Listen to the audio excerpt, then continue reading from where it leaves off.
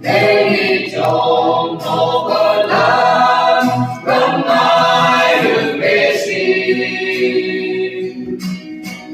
là âm phạt người ta ta sẽ mới lại đến yang như ta xin ta gặp vui iman dan Tuhan Sedih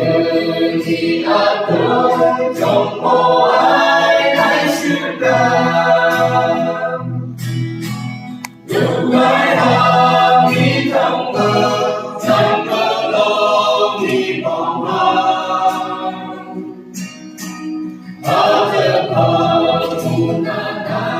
mengenai juga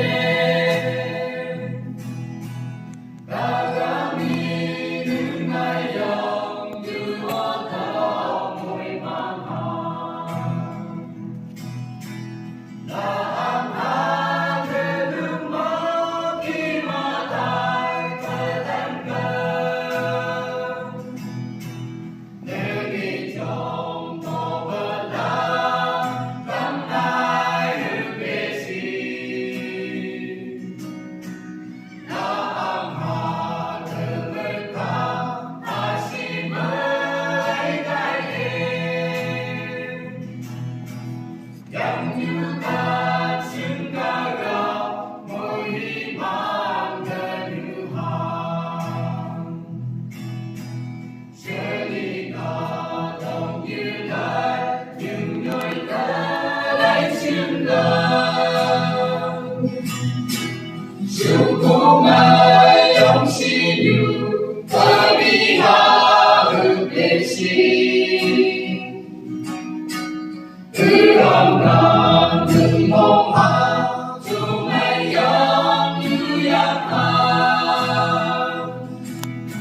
Sambil balik tengah bersih jengkong Yusuf Tahan hati lemah di matai belantang Demi trong hồ vợ ta Đông nay được bê xì Là âm hạ thờ người ta Ta xin mới đại đến Yang như ta xin ca gạo Ôi đi mà